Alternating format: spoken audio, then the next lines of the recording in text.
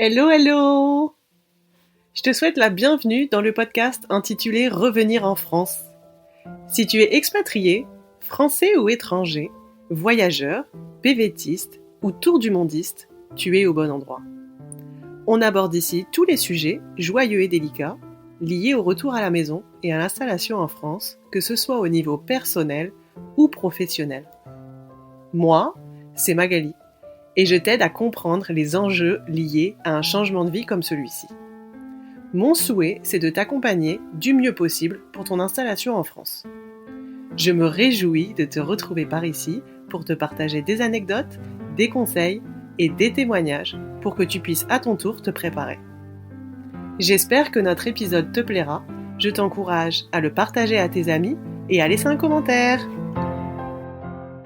Bonjour à tous et bienvenue dans ce nouvel épisode de podcast. Je suis aujourd'hui accompagnée de Rachel qui se trouve en France, dans le sud de la France. Tu nous en diras plus tout à l'heure. Et j'ai choisi Rachel puisque Rachel a vécu pendant plus de 20 ans aux États-Unis, en Californie. C'est le premier témoignage sur le podcast qu'on aura de retour en France à la suite d'une expatriation aux États-Unis. J'avais rencontré en fait Rachel il y a au moins 4 ans dans le cadre de l'enregistrement en fait d'un projet de vidéo sur YouTube et c'est comme ça qu'on s'était rencontrés. Et étant donné qu'elle est rentrée il n'y a pas très longtemps, j'ai pensé à toi pour faire cet épisode ensemble pour que tu puisses nous partager un petit peu comment ça s'est passé pour toi ce retour en France en famille. Alors pour commencer, ce que j'aimerais te demander pour qu'on puisse nous en découvrir davantage sur toi, c'est comment ton entourage pourrait te décrire pour que nous on puisse te découvrir. Si j'allais juste utiliser un mot, un mot qu'on m'a répété souvent, c'est passionné. Voilà. Est-ce que tu veux nous dire en quelques mots qui est Rachel pour compléter? Je suis une éducatrice polyglotte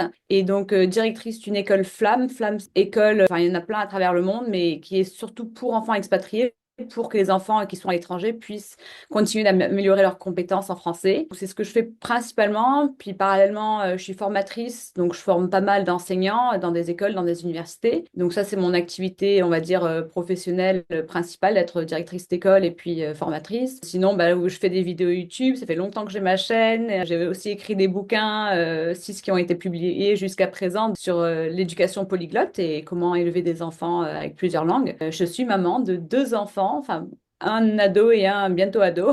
Et ça fait 18 ans que je suis mariée. Oh, merci beaucoup pour cette intro. Avant de venir à discuter ensemble du retour en France, dis-nous un petit peu, parce que c'était il y a très longtemps, qu'est-ce qui te pousse à partir aux US et pourquoi tu choisis les US? Alors donc moi, pour ma part, j'ai été déjà élevée dans une famille bilingue et multiculturelle, c'est-à-dire que je suis née, j'ai grandi dans le sud de la France, dans le Gard. Je suis née à Nîmes et mais de parents anglophones. Donc mon papa est américain-italien, ma mère est anglaise, elle a des origines françaises. À la maison, on avait déjà un mélange bilingue et multiculturel. À la maison, mes parents voulaient vraiment qu'on force l'anglais. Et bien que je voulais vraiment être aux États-Unis pour un peu découvrir un côté que je connaissais pas, parce qu'on y allait une fois par an, mais bon, pas plus que ça, quoi. Et du coup, quand j'ai songé un peu à m'orienter dans mes études, après le bac, j'ai commencé mes études en France. Et puis, j'avais l'opportunité de partir aux États-Unis, au début côte Est, au Maryland, pour continuer ma licence. Donc, je suis restée là-bas 2 ans. Pour moi, c'était une très belle expérience. Culturellement, ça m'a ouvert quand même pas mal de choses. C'était surtout ça. Je voulais me sentir un peu américaine parce que j'avais un peu ça sur papier, mais je ne me le sentais pas, on va dire. Et en fait, après mes études, donc moi, c'était pour être justement prof. On m'avait proposé un boulot en Californie en tant qu'enseignante niveau collège-lycée juste après ma licence, avec un CDD enfin l'équivalent d'un CDD de 1 an. Donc je me suis dit pourquoi pas, je vais y aller. Je connaissais pas du tout la Californie, je connaissais personne. Mais je me suis dit, je vais y aller. Après 1 an, je retournerai dans le sud de la France. Et en fait, après 1 an, ce qui s'est passé, c'est que mes parents, ils m'ont rejoint. Eux, pareil, ils se sont dit, bon, on va rester quelques temps et on retournera tous en France. Après ça, j'ai continué d'enseigner et j'ai rencontré mon mari américain là-bas. Et mon mari, en fait, lui, il était dans les marines américaines, il a terminé son service. Il est américain avec des origines françaises, pour le coup, c'est rigolo, et norvégiennes. Mais il n'a pas grandi avec le français, donc ça a été pour lui une belle découverte. Du coup, en fait, on est resté aux États-Unis. Chaque année, on allait en France, dans le sud de la France, parce que je voulais qu'il découvre. Quand on s'est rencontrés, lui et moi, il parlait pas un mot de français. Et puis, par la suite, alors j'étais prof de français niveau collège-lycée, et plus tard en université. Puis il a pris mes cours. On a eu des enfants, donc je me suis mis à mi-temps dès que j'ai eu les enfants pour pouvoir être présente à la maison avec eux au maximum. On a deux enfants maintenant qui ont bientôt 14 là dans quelques semaines et 12 et demi. Donc voilà, deux garçons. Et moi, je leur ai parlé qu'en français depuis le plus jeune âge, vraiment français, français, français. Mon mari, il a appris du coup peu à peu. On allait en France chaque année avec, à la base déjà avec mes élèves en université. On faisait une tournée de 10 jours, on visitait un peu avec ma famille du coup et mes élèves. Et nous, on restait par la suite pour voir mes amis, pour voir de la famille, pour profiter un peu du sud de la France. Mon mari, il est tombé amoureux du sud de la France, il a adoré. Les deux premières fois, c'était au mois d'octobre et tout, c'était un peu moche, mais toutes les autres fois, on est allé mai, juin, juillet, donc il a adoré. Et en fait, la Californie, c'est quand même particulier. Je dirais, moi, je suis restée 19 mois en Californie même. Alors déjà, la vie est très chère, c'est une culture très différente que le reste des États-Unis. J'ai pas d'autres mots. J'ai visité 32 États aux États-Unis. Je dirais que pour avoir vécu dans plusieurs États, pour avoir voyagé dans d'autres cas, la Californie, c'est un peu un monde à part. J'ai pas d'autres mots. Et donc, en fait, à la maison, je faisais le français avec mes enfants. Au début, j'avais fait l'école à la maison avec mes enfants. J'ai fait ça pendant 3 ans en gardant un pied dans l'enseignement avec mon boulot à l'université à mi-temps. Mais ça devenait très compliqué. En plus, j'ai un fils qui a des troubles d'attention. Il a quelque chose qui s'appelle le syndrome d'Irlen. Il est dyslexique. Enfin, bon, la totale. Du coup, je me suis dit, je voulais passer dans une école publique américaine. Donc, c'est ce que j'ai fait. Je continuais le français à la maison. On me disait, mais et je me plaignais à mon mari, je me disais, mais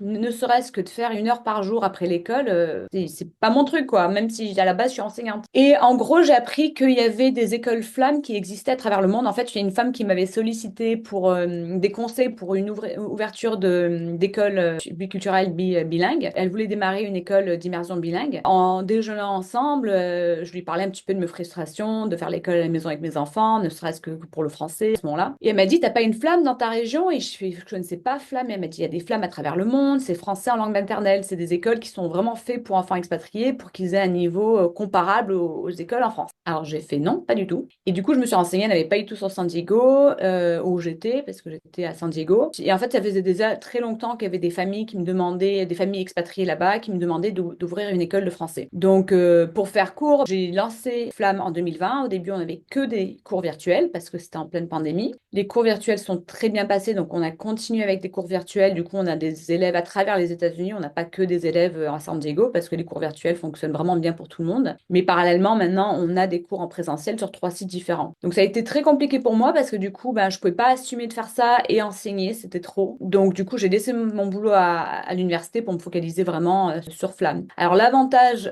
c'est que mes enfants, ils ont eu un excellent niveau en français. Donc, si on parle un peu de retour ou quoi, on n'a pas eu de barrière de langue. Donc ça, c'est génial parce que je pense que ça aurait été plus compliqué s'ils parlaient pas français ou même s'ils avaient un niveau nul, quoi, entre guillemets. Parce que je l'ai vu avec d'autres familles, c'est pour ça maintenant, avec nous, avec Flamme, les enfants, quand ils ont un retour en France, ils ont une certification, ils ont ici, ça, on les accompagne vraiment. En effet, les associations flammes, super intéressant de le mentionner. Moi, personnellement, j'ai découvert les associations flammes il n'y a pas si longtemps. Une petite aparté à ce sujet parce que ça peut être intéressant pour les personnes qui nous écoutent. Donc, en effet, si vous êtes une famille, si vous avez des enfants que vous vivez à l'étranger dans un pays qui est anglophone ou dans un pays en tout cas où on ne parle pas le français et que vous voulez continuer pour votre enfant à maintenir le français ou à maintenir en tout cas un lien avec la culture française, cherchez au plus proche de chez vous une association flamme parce que ça va permettre en fait à votre enfant de retrouver des enfants de son âge avec qui il va pouvoir communiquer en français, avec qui il va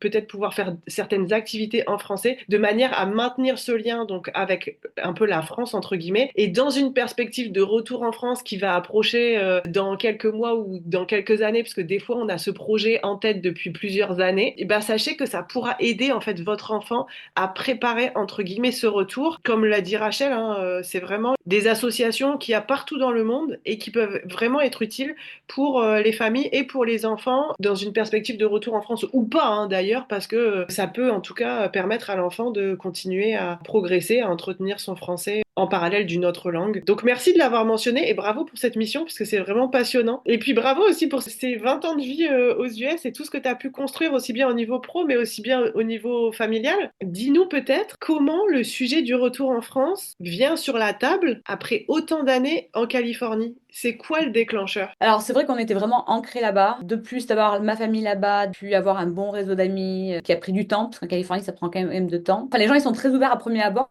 mais après, il n'y a pas grand-chose par derrière. Donc, pour avoir vraiment un noyau avec des amitiés vraiment profondes et réelles, ça prend du temps. Donc, c'est vrai qu'enfin, on avait ça. On avait en plus acheté notre maison en 2009, pendant la crise économique. Donc, on était, heureusement d'ailleurs. Et en fait, c'est vrai qu'on avait quand même une vie très établie là-bas, avec des animaux, des chats, des chiens, des poissons, des enfants dans leurs activités.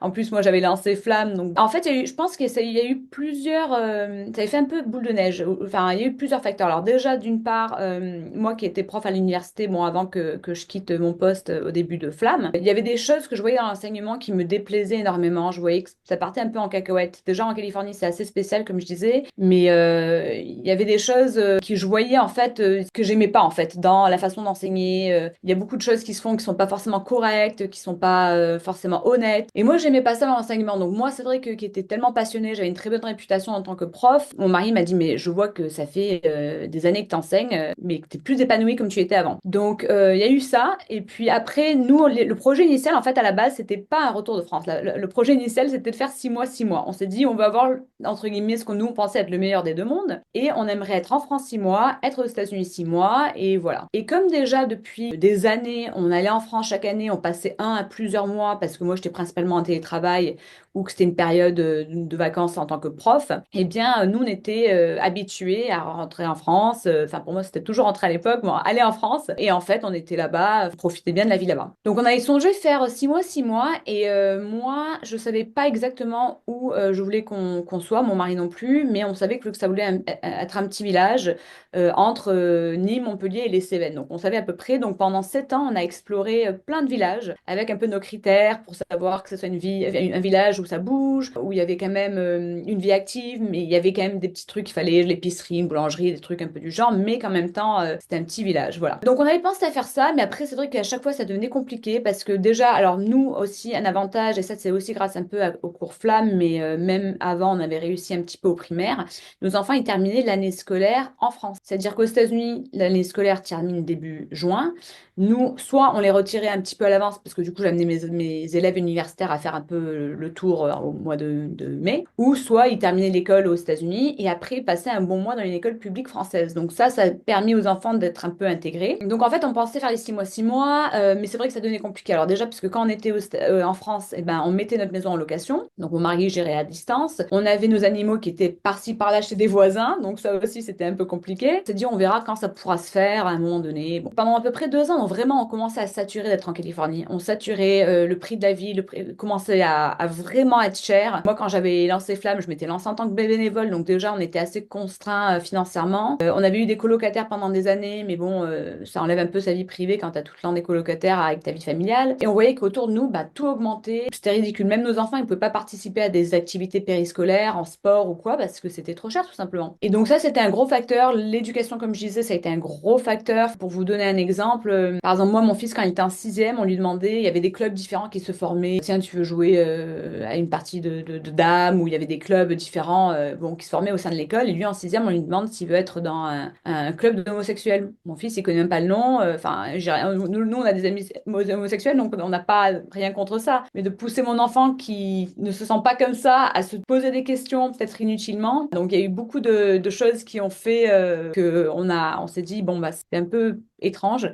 Puis le racisme, bah, c'est quand même vécu pas que dans le sens contre les Noirs ou contre les Hispaniques, puisqu'on a beaucoup d'hispanophones là-bas, mais aussi dans les autres sens. Donc bon, nous, avec des amis variés, on entendait vraiment de tout. Enfin, on avait beaucoup d'amis internationaux. Et l'année dernière, en fait, on était en France pendant 3 mois. Donc c'était, on n'a jamais été aussi longtemps en France. Et on revenait en fait chaque année dans un petit village dans le sud, parce qu'on avait nos amis ici. En même temps, on explorait d'autres villages et puis on voyait d'autres villages. Et l'année dernière, on est arrivé au mois d'avril. En plus, je me suis dit, bon, bah, c'est un bon test avec l'école pour voir comment je peux juste gérer à distance. Bon, j'avais quand même beaucoup de protocoles en place et ça s'est super bien passé. On a pris une petite, pour pas être que chez nos amis, on a pris une petite maison en location. Ça s'est très bien passé. Les enfants, du coup, ils étaient à l'école, dont un qui était au collège. Ils avaient déjà un peu leur groupe d'amis. Et un jour, en fait, c'était vraiment étrange parce que, donc, on s'est dit, bon, on va continuer comme ça. Peut-être qu'on trouvera la maison qu'il nous faut à un moment donné. On fera les 6 mois, 6 mois. Plus, bon, pour le coup, nous, on est protestants. On avait vraiment l'impression, à un moment donné, que Dieu nous disait, il faut que vous soyez en France. Et mon mari, alors qui est américain, parce que moi, c'était pas mon idée, c'était l'idée de mon mari à la base.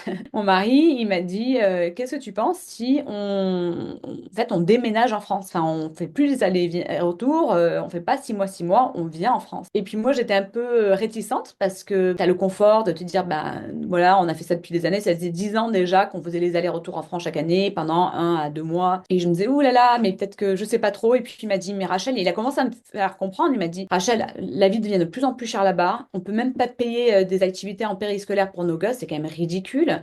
On vit déjà de façon hyper économe, on vit pas comme des Américains avec plein de cartes de crédit. Il me dit, mais enfin, ça, l'éducation des enfants, bon, le système politique aussi, je vais même pas en parler. Il me dit, mais bon. Il m'a dit vraiment, enfin, qu'en penses-tu? Alors, je dis, écoute, je vais réfléchir. Et en fait, c'est vraiment là que j'avais l'impression que Dieu me disait, non, enfin, Dieu m'a peut-être parlé 3, 4 fois dans ma vie de façon très, très, très précise, dont mon déménagement en Californie, donc c'est un truc de fou. Et là, c'était dans le sens inverse, et je me disais, mais je comprends pas, enfin, je comprends pas. Donc, on s'est dit, écoute, on va regarder dans le village pour voir bah, qu'est-ce qu'il y a comme maison, maintenant qu'on savait un petit peu où on voulait être. Et tout le monde nous disait, vous n'allez pas trouver, enfin les maisons elles sont passées d'une génération à une autre, vous n'allez pas trouver, on allait regarder dans d'autres villages, mais c'était trop cher. Enfin, et en fait, on avait fait plusieurs agences immobilières, juste, on s'est dit, juste pour louer. Ils nous ont dit, franchement, élargissez un peu votre critère de recherche et tout ça. Et puis on s'est dit, oui, non, on sait vraiment où on veut être. Donc le lendemain, donc je me couche un peu avec ça, bon, je suis un peu dégoûtée. Donc là, c'était au mois d'avril l'année dernière qu'on arrive en France, que mon mari me dit, moi, je veux être en France. Au mois de mai, moi, Dieu qui me parle, qui me dit, oui, c'est un peu mon plan pour vous, quoi. Après qu'on demande et qu'il y a plein de portes, plein de barrages, plein de trucs qui fait que non, c'est pas envisageable parce qu'on peut même pas trouver un endroit pour louer, quoi. Et le lendemain, que Dieu me met un verset sur mon cœur où vraiment il me dit de lui faire confiance. Si tu fais confiance à Dieu, en fait, il va aplanir ton sentier, il va en fait donc lui faire confiance. Alors je me dis oui, bah oui, d'accord. Je ne savais pas pourquoi ce verset il vient en tête. Et en fait, il y a une de mes copines qui travaillait à la mairie qui m'a dit écoute, Rachel, il y a une maison qui a été mise en vente, c'est un truc de ouf. Enfin, il faut au moins que tu vérifies. Puis moi, je me suis dit, en plus, mon mari, il avait des critères assez particulier, il voulait une maison en pierre, il aime bien rebâtir des trucs, des projets, donc bon. Et on vient, et en fait, c'était dans le village, et puis c'était une femme âgée qui voulait vendre sa maison, quoi. Donc on a vraiment bien pu négocier, heureusement, parce que sinon ça aurait pas été possible. Tout s'est fait de façon assez fluide au final, dans le sens que nous, on avait déjà un profil très atypique parce que bah, mon mari américain, il a obtenu la nationalité française après 14 ans de mariage, donc il y a 4 ans, mais il fallait qu'il passe un test, donc ça a été compliqué. Et donc pour les banques, d'obtenir un prêt ici sans qu'on ait mis quoi que ce soit, enfin on avait 100 euros dans notre compte pour garder le compte ouvert, quoi, en France. Et donc ça a été vraiment compliqué, mais ça s'est fait. Donc moi je me suis dit déjà on verra. Bon après quand ça s'est fait, qu'on voyait que ça avançait, on s'est dit bon bah ça y est, on y go quoi, ça y est. Juste pour reclarifier par rapport à ce que tu viens de mentionner, pas par rapport à la maison ni le retour, mais par rapport aux enfants. Donc, à chaque fois que vous êtes rentré en France pendant 10 ans, donc peut-être pas pendant 10 ans, mais en tout cas quand ils étaient en âge d'aller à l'école, t'appelles l'école du quartier là où tu vas rentrer, tu demandes à mettre les enfants à l'école et ils ont toujours été à l'école en France, même pour un mois. Oui, alors au début, j'avoue que c'était plus compliqué. Donc, dans le sens que c'est vrai que maintenant, enfin, une fois qu'ils ont intégré Flamme, parce que bon, que c'était des élèves Flamme, c'est vrai que ça a été plus facile parce que ben, Flamme, c'est reconnu par l'éducation nationale française. Bon, on suit un curriculum qui est similaire aux écoles en France. Donc, c'était beaucoup plus facile, surtout quand ils ont fait d'autres écoles. C'est-à-dire que par exemple, le collège, ben, c'était une nouvelle école. Mais oui, sinon, des fois, c'était un peu compliqué parce que leur expliquer ben, le pourquoi. Oui, ils sont juste là un mois, est-ce que vous pouvez les intégrer? Mais a priori, enfin, comme ils sont français, bon, après, en fait, ce qu'il faut faire en démarche, c'est qu'il faut déjà avoir recherché les écoles dans le coin et il faut après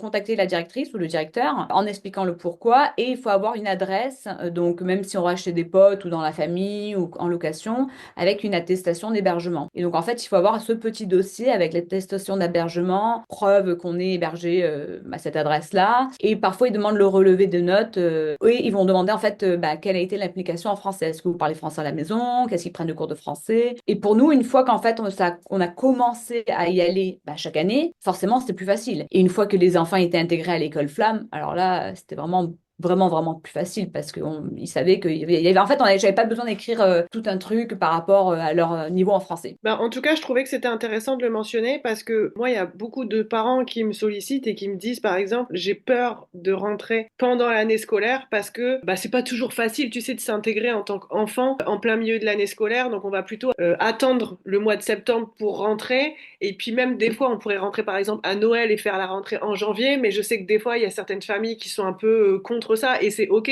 Mais en tout cas, là, ton témoignage, il vient quand même dire que c'est possible. C'est possible, il faut faire, oui, je pense, les bonnes démarches. Et puis en fait, c'est enrichissant pour les enfants. Donc moi, les enfants, je leur expliquais que bon, pour eux, c'était des expériences enrichissantes et en même temps, du coup, ils se faisaient de nouveaux potes. Et même grâce à eux, on a rencontré, nous, des amis qu'on ne serait peut-être pas fait parce qu'ils étaient parents aux enfants qui étaient dans cette école-là. Donc c'était vraiment enrichissant. Et pour part, on va dire, ben, j'expliquais aussi ben, aux profs, à la directrice, que ben, d'avoir des petits Américains, entre guillemets, dans leurs écoles, ça peut être enrichissant pour les élèves d'avoir ces échanges multiculturels, de pouvoir échanger, peut-être qu'ils pouvaient faire une petite expo sur les États-Unis. Donc bon, à chaque fois, c'était une situation quand même gagnante, je pense, pour tout le monde. Et donc nous, quand bon, du coup, on était dans le processus d'achat à la maison, qui était quand même très compliqué, j'avoue, ça a pris quand même un mois et demi de plus que ce que ça aurait dû prendre, suite au fait que bon, on avait vraiment ce profil atypique, comme j'expliquais. Et puis après, il fallait aussi que je prépare mon équipe, que je leur explique que bon, alors déjà, moi, nous, dans notre équipe administrative, on était déjà principalement en télétravail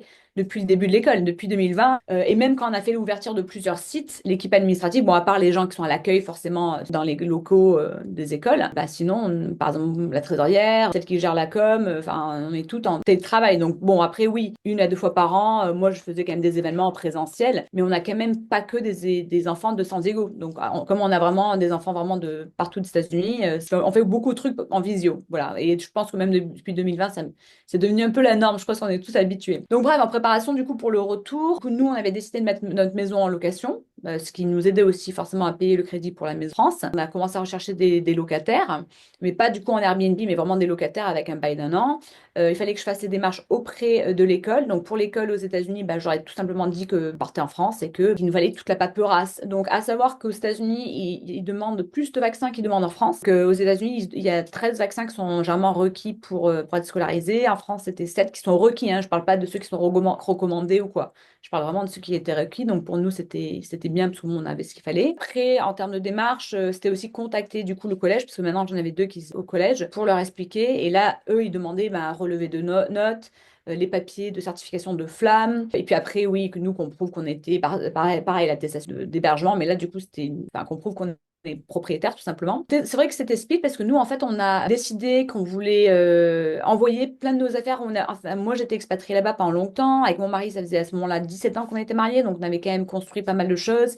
Mon mari, qui est très bricoleur, il avait construit par exemple une table de pique-nique, il avait construit une balançoire, enfin des trucs où émotionnellement, je voulais pas les laisser. Donc on a décidé en fait de 3 quarts de nos affaires de les envoyer en France.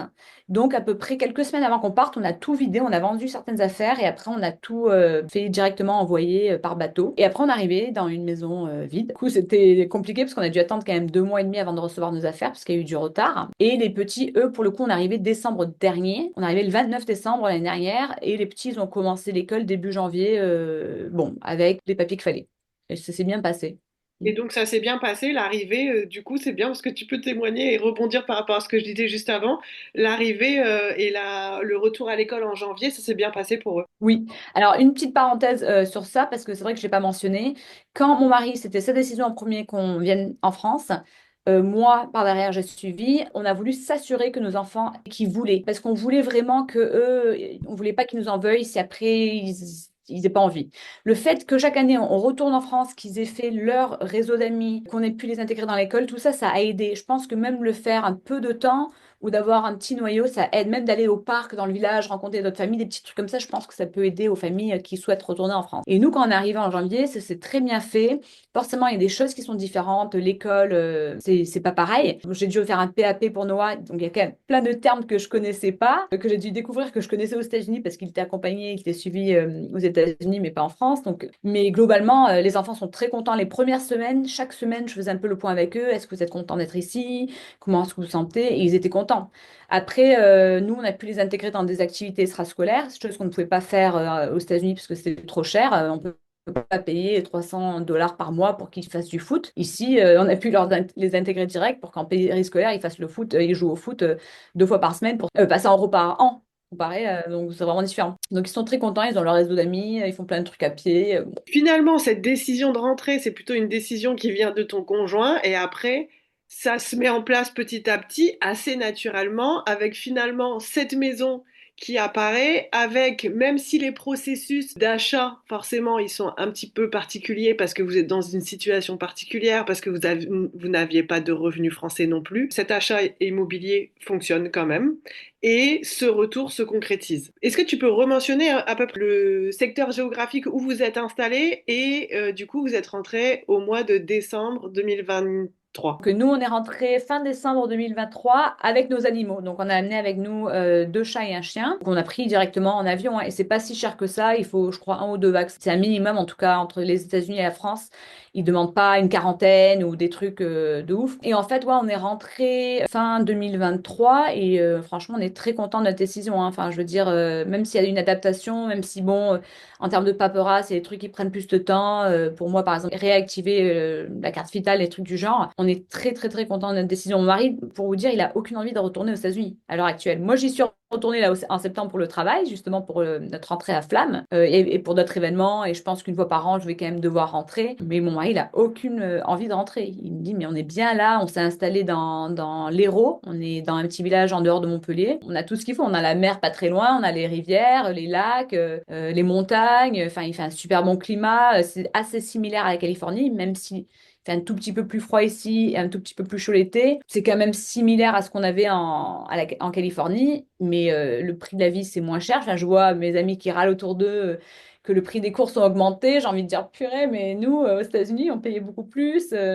On se faisait jamais de resto aux États-Unis. Ben, là, on voit que c'est quand même bien moins cher. Je trouve que la vie, globalement, est quand même moins chère en France. Après, oui, c'est vrai que c'est comparable à ce qu'on gagne. Mais bon, il y a des aides. Enfin, tout ça, on n'a pas aux États-Unis. Il y a Concrètement, qu'est-ce que c'est la différence entre votre vie de famille que vous aviez aux US où tout est un peu quand même grandiose, etc. Enfin voilà, les US, à vivre dans un tout petit village en France, dans le sud de la France? que bon, alors nous, on amène quand même pas mal des États-Unis. C'est-à-dire que, par exemple, nous, on aime bien recevoir du monde à la maison, fréquemment. Bon, du coup, moi, j'avais tous mes amis d'enfance, plus les amis qu'on a rencontrés au cours de toutes ces années qu'on venait, plus des nouveaux amis qu'on s'est fait. Donc, on aime recevoir du monde. On fait quand même pas mal de fêtes à la maison. Par exemple, pour Halloween, on avait fait un petit truc. Et bien, on a ramené ça plus à l'américaine. On a fait ça plus à l'américaine. Donc, c'est vrai que c'est aux États-Unis, tout est grandiose. Nous, on faisait pas tout grandiose comme ils faisaient. Donc, on était un peu entre les deux. Mais pour les Français, c'est vrai on fait des trucs peut-être plus grandioses qu'ils sont habitués quand on fait des fêtes ou des petits trucs comme ça. En famille, je dirais qu'on passait beaucoup de temps déjà ensemble à ce moment-là. Maintenant, on passe quand même beaucoup de temps ensemble aussi.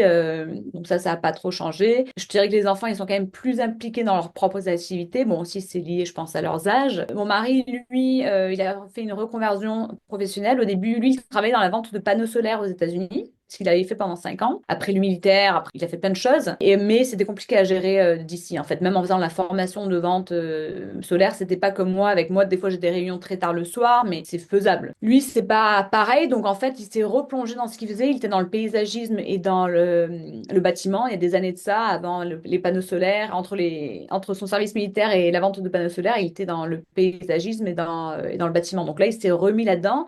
Et comme il a quand même un bon niveau en français, il a réussi à trouver. En fait, c'est des amis à lui qui lui ont proposé. Donc, quand à un moment donné, il a dit non, pour moi, c'est pas gérable d'essayer de faire ça à distance avec des horaires vraiment trop compliqués. Et bien, du coup, il a pu se reconvertir parce qu'il y avait déjà des potes qui lui avaient dit tu sais, si jamais tu cherches, je t'embauche. Comment ça s'est passé alors, si tu devais dire quelques mots sur l'intégration de ton conjoint en France, qu'est-ce que tu aimerais dire ou quel regard tu portes toi sur son intégration à lui? Je trouve qu'il s'est bien intégré. En fait, il aime vraiment la culture française. Donc, je pense que. Bah, alors, j'ai envie de dire que si, en tant qu'expatrié, la personne n'est pas mariée avec quelqu'un qui aime la France, bon. Voilà, le conseil que je pourrais donner, parce que nous, les 2 premières fois qu'on était venus en France, mon mari, il aimait pas forcément la France. Donc, je l'aurais mal vu quand on s'est mis ensemble et qu'on commençait à venir en France, je l'aurais très mal vu venir ici. Mais je comprends pourquoi, je vous explique. En fait, quand on venait, eh bien, on venait dans une sale période de l'année où il pleuvait, c'était pas son truc. Nous, on enchaînait avec des apéros chez des potes, chez des dîners, donc on revoyait tous les amis, mais on vivait rien. Donc mon mari me dit, mais attends, mais c'est possible, c'est pour juste aller chez tes potes, faire un déjeuner chez des potes que t'as pas vu depuis longtemps, et puis après le soir tu en revois des potes, mais qu'on fait rien, je vois pas la France. Et quand j'ai compris ça, j'ai commencé, puis aussi suite au voyage avec les élèves, on a commencé à faire plein d'activités de la tyrolienne, des visites par-ci par-là, du surf, du snowboard. Et on a commencé à vraiment déjà bouger en France, faire plein de trucs, que ce soit dans les Alpes, dans le Nord, Côte Basque ou quoi. Il a vécu plein d'expériences qu'il a adoré. Donc en fait, en revenant et dans son intégration, lui avait encore envie de vivre ça en plus. Donc lui, il adore. Enfin, après, il connaît pas, il n'est pas complètement courant, mais il parle très, très, très bien. Bah, vaut mieux après toutes ces années. Et je pense qu'en fait, le mieux dans l'intégration, c'est que le conjoint, il vit des expériences de choses qu'il aime faire. Donc, s'il aime faire, par exemple, de l'escalade, ben, trouver des amis avec qui il peut faire l'escalade, parce que s'il vit des expériences positives, forcément, l'intégration va être positive. Merci beaucoup pour ton partage. Si tu devais choisir un moment, quel serait le plus beau moment pour toi depuis que tu es installé en France? Ben, il y en a deux. La première, c'est quand on a reçu nos affaires, parce que c'est vrai qu'en arrivée, il n'y avait rien. Donc, heureusement, on avait des amis qui nous ont prêté des matelas gonflables, des trucs par-ci, par-là, des tables, bon, la vaisselle, parce qu'on n'avait rien. Et en plus, on attendait, on attendait. Donc, un des plus beaux jours, ça a été en février de l'année dernière, quand enfin on a reçu tout. Et j'étais là, Alléluia, mon Dieu, ça y est, on a enfin nos affaires, on peut vraiment faire notre petit chez nous. Parce que quand tu as tes affaires, bah, c'est comme ça. Et en fait, mais même avant ça, je dirais que juste avant, quand on venait à peine d'arriver avec mon mari, on a pris une petite balade en famille et on s'est regardé comme ça et on s'est dit, mais c'est tellement paisible là où on est. On était tellement habitués, même si nous, on n'était pas à San Diego même, qu'on était un peu dans les terres.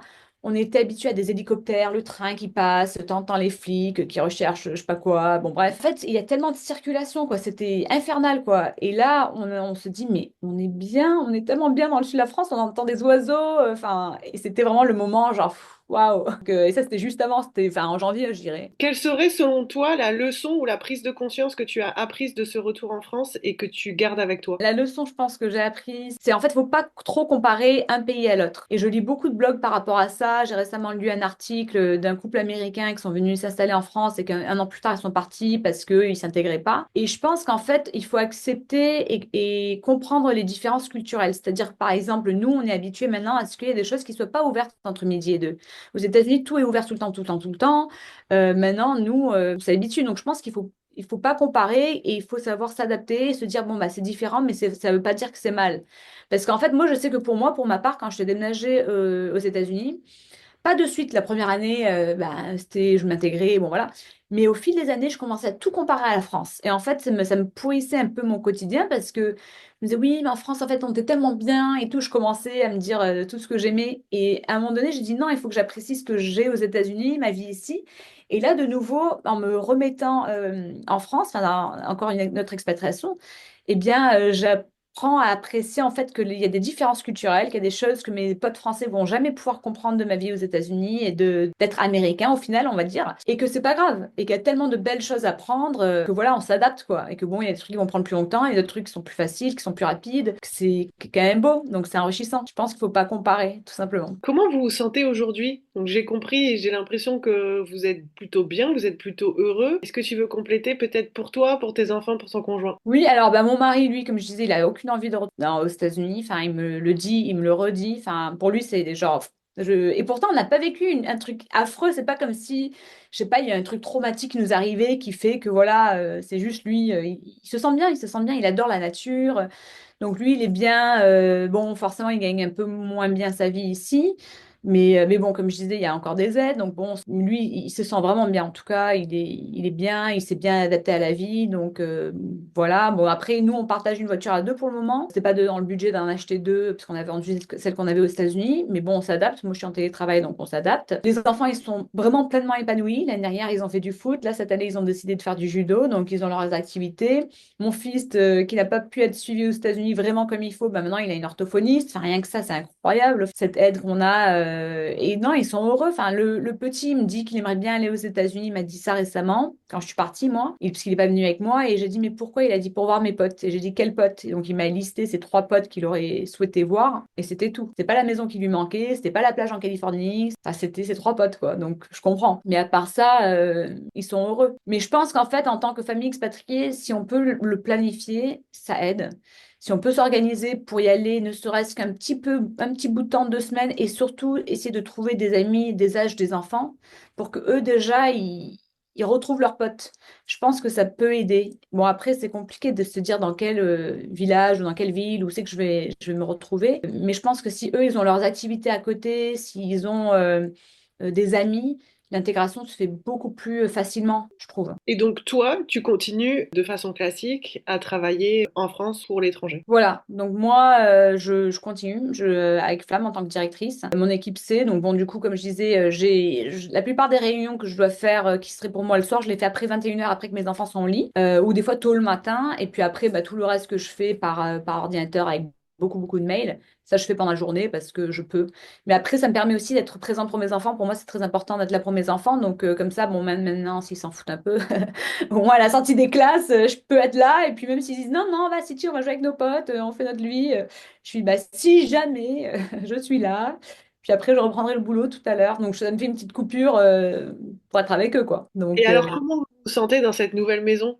Est-ce que vous vous sentez bien installé? Est-ce que ça correspond à vos attentes, la vie dans ce village ou dans cette ville? ah oui, oui, on adore la maison. Mon mari fait les travaux peu à peu, il y a des petits travaux. Enfin, en fait, je dirais la seule chose qu'on n'aime pas dans la maison, c'est que nous, on était habitués. Alors, on a quand même la maison est plus grande en France que celle qu'on avait aux États-Unis, mais on avait quand même deux salles de bain. Et c'est vrai que bah, on aimait bien avoir deux salles de bain, surtout quand on reçoit du monde à la maison, parce que bah, aux États-Unis, en fait, il y a tout le temps plein de salles de bain. Déjà, alors nous, on n'avait que deux, mais quand on recevait des amis, bah, nos amis, ils utilisaient bah, la salle de bain, et puis les enfants, ils utilisaient l'autre salle de bain avec nous. Donc, on s'était vraiment habitués à ça, alors que là, on n'a qu'une salle de bain. On a deux toilettes, parce qu'on a les toilettes tous les escaliers, mais on a que une salle de bain. Et c'est vrai que je dirais que c'est le seul truc qu'on n'aime pas parce qu'on s'est vraiment habitué à avoir deux salles de bain et pas une. Donc on essaie de voir si éventuellement mon mari peut pas construire une autre salle de bain quelque part. Je dirais que c'est le seul truc. Et la deuxième chose, on s'est tellement habitué là-bas, enfin moi je me suis habituée, mon mari connaissait, à avoir un sèche-linge, que du coup ça a été un des premiers achats quand on est revenu ici. Mon mari a dit mais même si on est dans le sud de la France, mais c'est hors de question quoi. Il m'a dit il y a des trucs qui sont vraiment écolos maintenant, donc voilà. Et donc, la vie dans ce village, ça correspond à vos attentes, à ce que vous recherchiez initialement? Oui, parce que c'est plus calme, il y a moins d'histoires politiques, il n'y a pas de circulation, tout est moins cher, ça bouge quand même, ça bouge beaucoup. Et quand c'est calme, eh ben, on en profite pour nous faire des trucs avec des amis ou en famille. Mais après, ça dépend de ce qu'on cherche. Nous, on voulait pas être dans une grande ville, il y en a qui préfèrent la grande ville, je comprends tout à fait. Et donc, la ville la plus proche, c'est Montpellier. Et peut-être à quelle fréquence vous allez à Montpellier, peut-être? À Montpellier, une fois par semaine, on va dire, peut-être moins. Donc ça va, on est entre Nîmes aussi, c'est pas très très loin. Donc on a quand même deux grandes villes.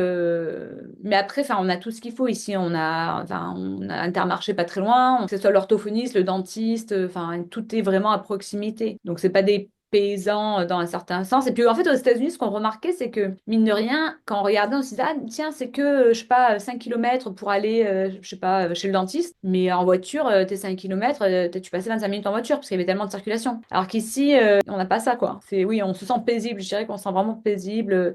Je trouve que ça a été une bonne chose pour notre couple aussi. Ça fait 18 ans qu'on est mariés. Je trouve que ça a été un peu un renouveau, de repartir à zéro. Et puis cette fois-ci, ben, et en fait, du coup, on a tout changé, parce que comme je vous avais dit, moi, je parlais qu'en français à la maison avec les enfants, on faisait beaucoup de choses en français. Et maintenant qu'on est ici, j'en ai même écrit un livre, d'ailleurs, qui est disponible sur Amazon et Audible et Spotify, parce que je l'ai en version audio aussi, comment réussir à élever des enfants bilingues, polyglottes et multiculturels, donc qui existe en anglais et en français. Et depuis qu'on est rentré, enfin depuis qu'on s'est installé ici, moi j'ai tout switché, je leur parle qu'en anglais. Donc pour pas qu'ils parlent anglais, pour pas qu'ils... Ça a pris du temps, mais maintenant on fait tout à la maison en anglais, je leur fais l'anglais. Bon, il y en a qui me demandent d'ouvrir une école anglaise ici, américaine ici, je pense pas que je vais le faire, en tout cas c'est pas du tout ma priorité, mais du coup je leur fais plein d'anglais pour pas qu'ils perdent de la langue et qu'ils continuent à avoir un niveau comme si ben, ils étaient aux États-Unis. Et j'aimerais trouver des Américains en fait expatriés ici pour les enfants, pas pour nous, pour les enfants quoi. Ok, en tout cas, super. Merci pour toutes ces informations. On va passer à la dernière question. Si tu avais une chose à dire à ton moi juste avant de concrétiser ce projet ou quand vous en avez parlé au tout début, qu'est-ce que tu aimerais te dire? De ne pas avoir peur. Je pense qu'en fait, j'avais lu quelque chose il y a longtemps qu'il faut prendre des risques calculés dans la vie. Et j'ai trouvé ça génial parce que je pense qu'on peut tous avoir peur. Moi, j'avais très peur en arrivant aux États-Unis, très très très peur. Et là, j'avais très peur alors que je retournais à une demi-heure d'où j'ai grandi moi. Je retournais un peu dans mon bled. Et en fait, je me dis, quand on prend un risque qui est calculé avec mon mari, on avait tout budgétisé pour voir comment. Et même moi pour le travail, je me disais, mais comment ça va se faire, parce que la plupart des familles, ben, ils savaient déjà que je partais en France chaque année, donc j'avais quand même peur qu'ils se disent,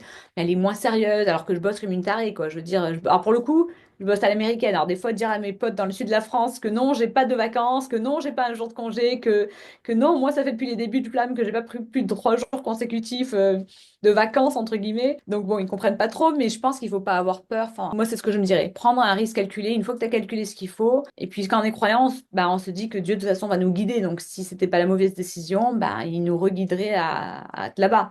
Mais c'est marrant parce que mes amis d'enfance, ils me disent, Rachel, quand tu es partie aux États-Unis, tu nous as tous dit que tu irais aux États-Unis, que tu te trouveras un mari américain et que tu reviendras en France. Et j'avais complètement zappé. Et puis j'ai plusieurs potes qui m'ont rappelé de ça et je fais, mais c'est fou, quoi. Moi, je dis souvent, pour peut-être compléter et rebondir sur ce que tu dis, c'est que la vie, elle nous récompense toujours pour les risques qu'on prend. Ah, j'aime bien ça. Ah, je vais m'en servir. Je vais l'adopter, ça. Ceux qui nous écoutent jusque-là, faites-vous confiance parce que si vous avez un projet, peu importe le projet, mais bon là on parle du retour en France, si vous avez cette envie-là et elle reste depuis plusieurs semaines, plusieurs mois ou plusieurs années, c'est pas pour rien, c'est vraiment un signe et il faut essayer de l'écouter. Et faites-vous confiance parce qu'en effet, si ce besoin ou cette envie est là, vous êtes en capacité de le réaliser et de le faire de façon positive. Et peut-être une autre question pour terminer, pour rebondir sur ce que tu as dit tout à l'heure. T'as dit, je suis revenue ben, presque 20 ans après, presque où t'as grandi. Comment tu t'es senti émotionnellement de revenir sur ce territoire-là et dans ton pays et là où t'as grandi? Parce que en fait, je te pose cette question parce qu'il y a plein de personnes qui disent, ah non, non, non, moi je peux pas revenir sur mon territoire, c'est vraiment vivre comme un retour en arrière, comme un échec, etc. Comment toi tu t'es senti de faire ce retour aux sources? Alors moi, je l'ai plus vu comme j'ai pris ce que je devais prendre des États-Unis, mon expérience professionnelle, mon expérience personnelle, mais juste des souvenirs que j'ai eus. Et je ramène tout ce que j'ai vécu là-bas ici. Donc je ne le vois pas ni comme un échec, ni comme un regret, ni comme quoi que ce soit. Après, il y a beaucoup de choses qui ont changé. Donc c'est vrai que, enfin au début, quand j'étais au tout début, je disais par exemple pour les trucs administratifs ou quoi, je disais oui, en fait, je suis du coin à la base. Et après, en fait, je réalisais qu'il y avait rien de mal à dire. En fait, je sais pas comment on fait. Vous pouvez m'expliquer parce que franchement, je sais pas, pour demander la carte d'identité pour mes enfants, par exemple, et des trucs comme ça, ou tu sais, ou des trucs, tu te dis, tu parles à quelqu'un, je sais pas, pour un devis pour ton assurance de voiture, eh bien, il y a des mots que tu connais pas. Et puis après, avant, je me sentais mal, je me disais, mais oh, je devrais connaître ce terme quand même. Et puis après, maintenant, je le dis au téléphone, je dis, écoutez, je rentre d'une expatriation de 20 ans des États-Unis, donc il y a des termes que je me rappelle plus, que je connais pas, donc est-ce que vous pouvez m'aider? Je suis d'ici à la base. Et en fait, ils m'aident. Parce que je me suis dit aux États-Unis, quand j'étais arrivée, je voulais tellement être américaine, m'adapter, être quelqu'un d'autre que je n'étais pas. Et en fait, je réalise que en revenant en France, je me suis dit, ah ben merde, au final, bah, je suis pas juste française, là, je ramène tout un côté américain ici. Et c'est pas mal, c'est pas mauvais. Enfin, et c'est pas grave si les gens ils font, ah oui, ça fait très américain alors que t'es française. Bah non, mais c'est qui je suis maintenant. Et j'ai pris des bons côtés des États-Unis, des trucs que je ramène maintenant, et il y a pas, c'est pas mauvais. Donc je pense qu'il n'y a pas de mal à expliquer son parcours et se dire, bah, j'ai pris ce que j'avais à prendre là-bas. Après, c'est pas pour tout le monde, ça dépend d'où on est. Moi, je vois que mes amis expatriés qui sont, par exemple, de Paris, il y a à San Diego, il y a 20 000 Français qui sont expatriés. La plupart viennent de Paris. Le fait qu'ils n'aient jamais envie de retourner à Paris, je peux le comprendre. Je veux dire, moi, je repars dans un climat similaire que celui où j'étais. Donc bon, je veux dire, après, je pense il faut le vivre pleinement. C'est pas un échec, au contraire, c'est enrichissant. Tu reviens avec une richesse que du coup, tes potes d'enfance ou quoi, ils n'ont peut-être pas eu et c'est pas grave. C'est juste que bon, tu reviens plus riche, entre guillemets. Beaucoup Rachel pour ton témoignage et en effet, c'est le cas de Rachel, rentrer sur le territoire quand on rentre en France, retrouver le territoire qu'on côtoyait avant, ça peut aussi très bien fonctionner. Donc ne partez pas avec cette mauvaise idée en tête que retrouver son territoire d'avant, ça va forcément être négatif parce que pas forcément. Parce que en effet, là par exemple pour le cas de Rachel, ben, on rentre avec un conjoint, on rentre avec des enfants, on rentre avec 20 ans d'expérience à l'étranger et on rentre totalement différent. Donc votre nouvelle expérience en France, peu importe le territoire que vous allez choisir, ne sera pas la même qu'avant parce que vous rentrez en étant une personne différente dans une situation qui est aussi différente. Merci beaucoup Rachel, merci à toutes les personnes qui nous ont écoutés jusque-là. N'hésitez pas à nous laisser des commentaires, des cœurs pour soutenir le témoignage de Rachel et puis pour soutenir le podcast. Je vous invite aussi à le partager à vos amis. Pour toutes les personnes qui sont dans une démarche de retour en France, je vous invite à prendre rendez-vous gratuitement. Donc le premier rendez-vous est gratuit, ça nous permettra de faire connaissance et de discuter de votre projet et puis éventuellement de vous expliquer comment moi je vais pouvoir vous aider à concrétiser votre projet. Vous avez aussi le kit du retour en France qui peut vous aider à préparer toutes les démarches de A à Z, donc de la prise de décision de rentrée jusqu'à votre installation. Et puis, si jamais vous êtes en recherche d'emploi, c'est aussi l'une de mes expertises puisque je fais ce métier depuis toujours. Donc, je pourrais vous accompagner aussi pour décrocher un emploi avant d'arriver sur le territoire français et ça facilitera énormément votre arrivée, votre installation. Voilà, en tout cas, merci à tous et puis je vous remercie pour votre écoute, pour votre présence avec nous et puis je vous souhaite une bonne continuation à tous dans votre projet de retour. Et voilà, notre épisode est terminé. Je te remercie d'avoir passé ce moment avec nous.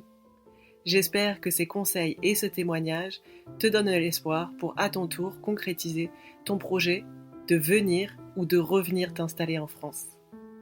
J'aimerais maintenant te proposer de rejoindre notre communauté. Tu peux me rejoindre sur Facebook, sur Instagram et sur LinkedIn sous le nom de Voyage, Emploi et Retour en France. Et enfin, si tu as encore des questions, je t'invite à m'écrire un mail et je serai ravie de t'aider à chaque étape de ton retour en France. À bientôt!